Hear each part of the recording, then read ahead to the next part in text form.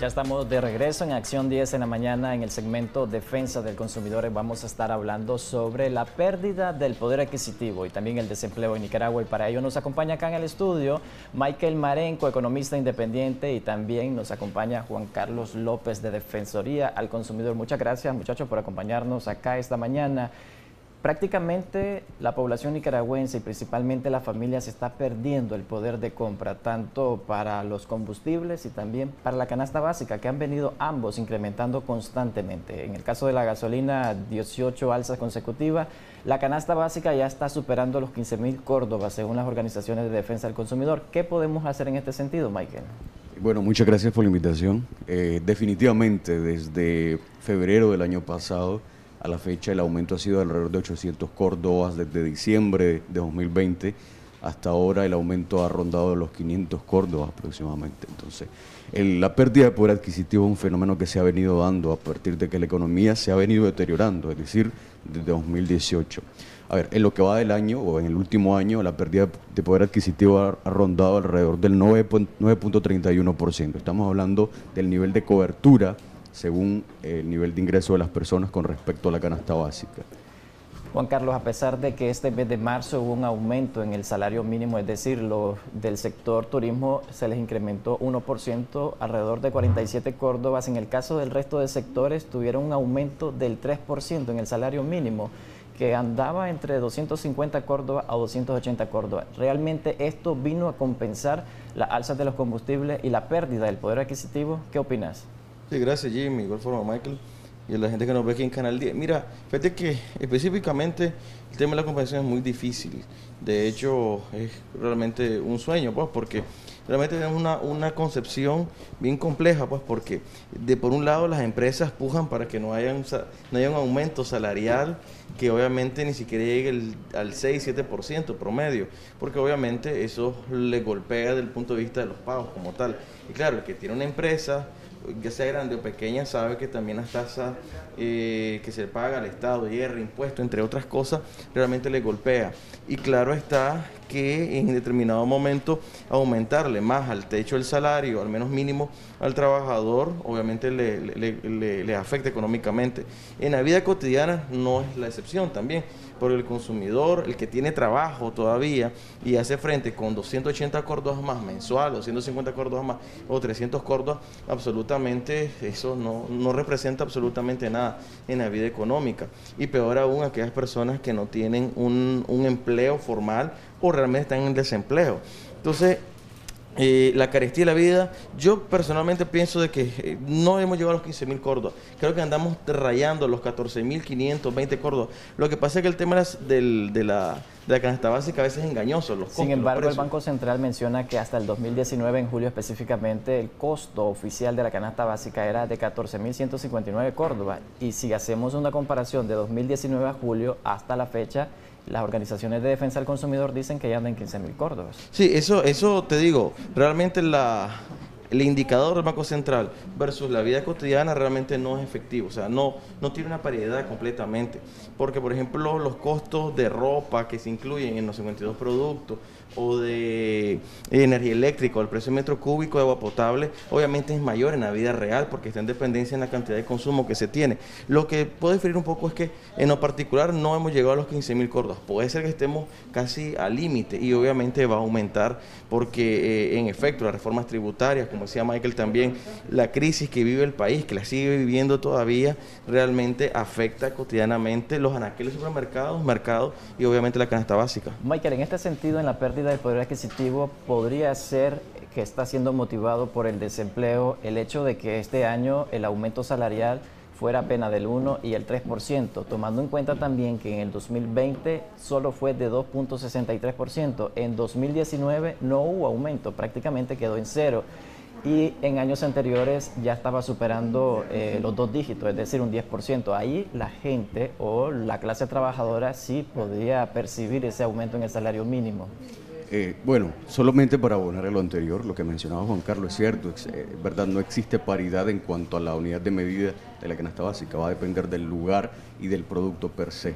Entonces, bueno, retomando la pregunta, mira, el tema del salario mínimo es bastante controversial, porque por supuesto toda la población quiere ganar más dinero, pero hay que entender que lo que importa no es la cantidad, o sea, el valor nominal, sino el valor real, es decir, cuántos bienes y servicios vos podés adquirir en el mercado. Juan Carlos mencionaba algo interesantísimo, él decía el tema que recae sobre las empresas.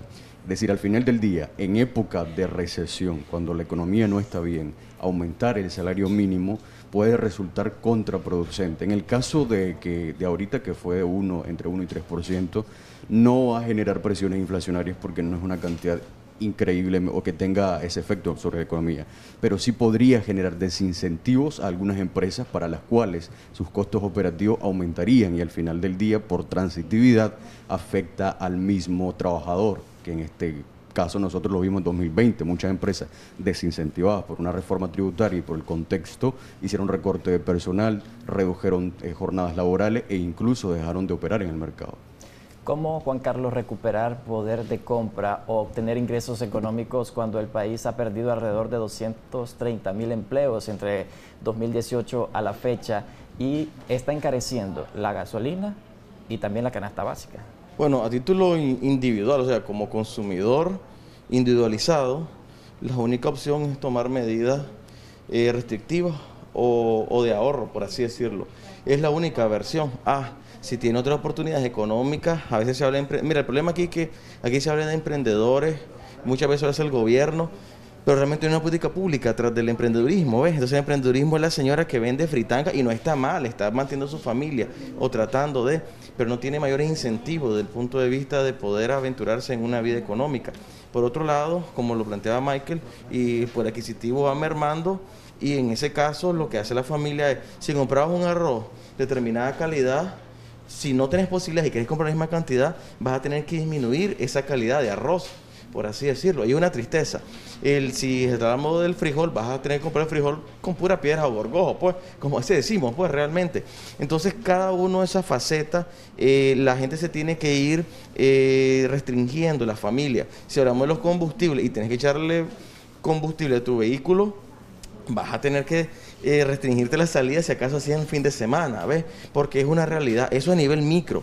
A nivel macro, claro, hay un tema de debate increíble en Nicaragua, hay un tema de una postura política, hay un tema de una postura económica, una postura social, pero claro, eso no está en las manos solamente de unos cuantos, está en una mano de a nivel complejo. Y claro, y el gobierno, pues, como mucho, el gobierno puede hacer muchos cambios y entre eso nosotros hace como 2 o 3 semanas pasamos propuestas, hemos estado ahí medio dialogando con unos sectores, inclusive con el MIFIC, porque nuestro planteamiento es también que el tema de las reformas tributarias se deben de revisar, porque eso realmente tiene abogado al sector privado, en general, y también a la población. Michael, ¿es correcto que una economía como la nuestra, que venimos enfrentando 3 años de recesión económica y que posiblemente este año 2021 podríamos empezar a la senda de crecimiento económico, el hecho de que se esté principalmente motivando la economía por nuevas ideas de emprendimientos?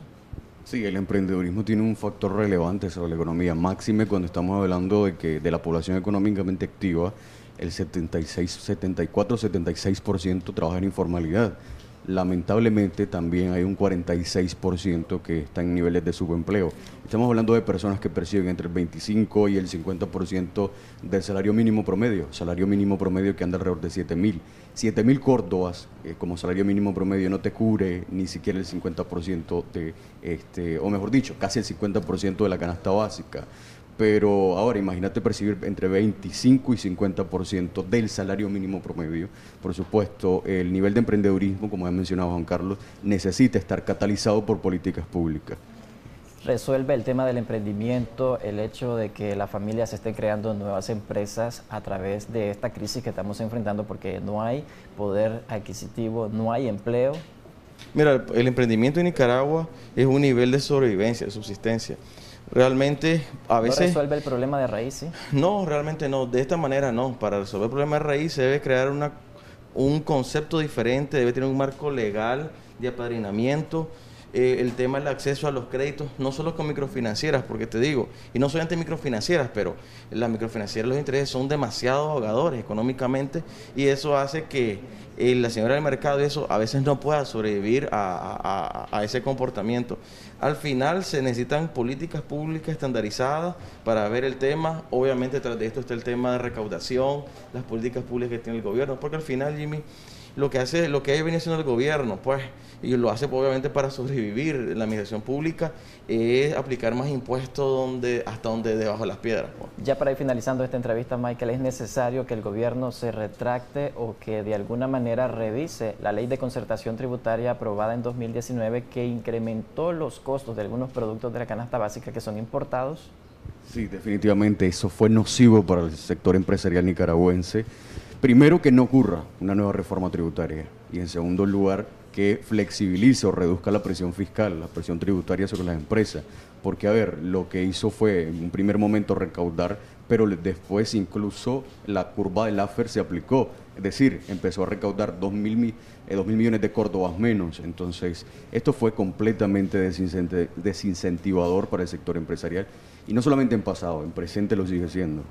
Muchas gracias por acompañarnos acá en el estudio de Acción 10 de la mañana y hablar sobre este importante tema, el poder de compra que están perdiendo los nicaragüenses y también el desempleo que se está percibiendo en nuestro país, acá en el segmento Defensa del Consumidor.